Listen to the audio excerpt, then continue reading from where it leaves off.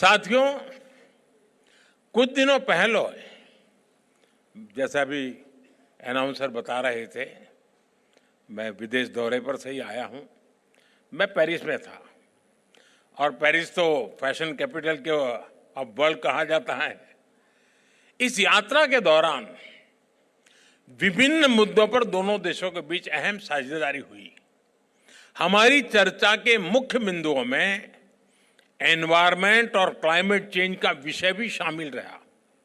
आज पूरी दुनिया सस्टेनेबल लाइफस्टाइल के महत्व को समझ रही है। फैशन वर्ल्ड भी इसके प्रभाव से अछूता नहीं है।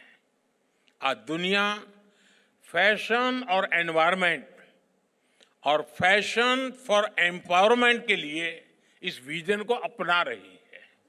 इस संबंध में भारत दुनिया को रास्ता दिखा रहा है। सस्टेनेबिलिटी हमेशा से भारतीय टेक्सटाइल की परंपरा का अभिन्न हिस्सा रहा है। हमारी khadi, tribal textiles, natural dyes का उपयोग, ये सभी सस्टेनेबल लाइफस्टाइल के ही उदाहरण है। अब भारत की पारंपरिक सस्टेनेबल टेक्निक्स को कटिंग एज टेक्नोलॉजी का साथ मिल रहा है। इससे इंडस्ट्री से जुड़े कारीगरों, बुनकरों और करोड़ों महिलाओं को सीधा सीधा लाभ हो रहा है। साथियों, मैं समझता हूं संसाधनों का पूरा उपयोग और कम से कम वेस्ट जनरेशन टेक्सटाइल इंडस्ट्री की पहचान बननी चाहिए। आज दुनिया में करोड़ों कपड़े हर महीने इस्तेमाल से बाहर हो जाते हैं। इनमें बहुत बड़ा हिस्सा फास्ट फैशन वेस्ट का होता है, यानी वो कपड़े जिन्हें फैशन या ट्रेंड चेंज होने के कारण लोग पहनना छोड़ देते हैं। इन कपड़ों को दुनिया के कई हिस्सों में डंप किया जाता है। इससे एनवायरनमेंट और इकोलॉजी के लिए भी बड़ा खतरा पैदा हो रहा है। एक आकलन के मुताबिक 2030 तक फैशन वेस्ट 148 मिलियन टन तक पहुंच जाएगा। आज टेक्सटाइल वेस्ट का 1/4 हिस्सा भी रिसाइकल नहीं हो रहा है।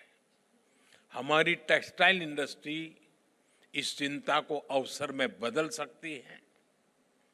आप में से अनेक साथी जानते हैं, हमारे भारत में टेक्सटाइल रिसाइकलिंग और खासकर अपसाइकलिंग का बहुत डाइवर्स ट्रेडिशनल स्किल मौजूद है। जैसे कि हमारे यहाँ पुराने या बचे हुए कपड़ों से दरिया बनाई जाती है। बुनकर लोग और यहाँ तक कि घर की महिलाएं भी ऐसे कपड़ों से कितने तरह के मैट्स, रग्स और कवरिंग बनाती हैं। महाराष्ट्र में पुराने और यहाँ तक कि फटे कपड़ों तक से अच्छे अच्छे गोदड़ी बनाए जाते हैं। हम इन पारंपरिक आर्ट्स में नए इनोवेशन करके इन्हें ग्लोबल मार्केट तक पहुंचा सकते हैं। टेक्सटाइल मिनिस्ट्री ने अपसाइक्लिंग को प्रमोट करने के लिए standing conference of public enterprise और ई मार्केट प्लेस के साथ एमओयू भी साइन किया है।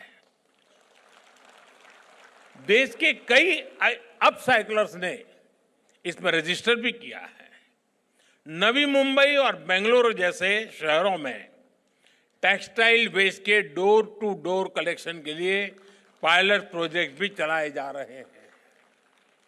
मैं चाहूंगा हमारे स्टार्टअप्स इन प्रयासों से जुड़े, इन अवसरों को एक्सप्लोर करें और अर्ली स्टेप लेकर इतने बड़े ग्लोबल मार्केट में लीड लें।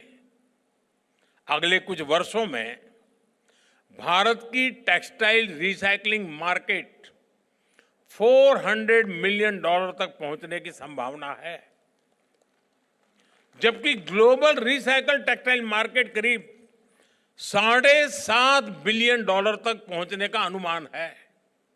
अगर हम सही दिशा में आगे बढ़ें तो भारत इसमें और बड़ा शेयर हासिल कर सकता है।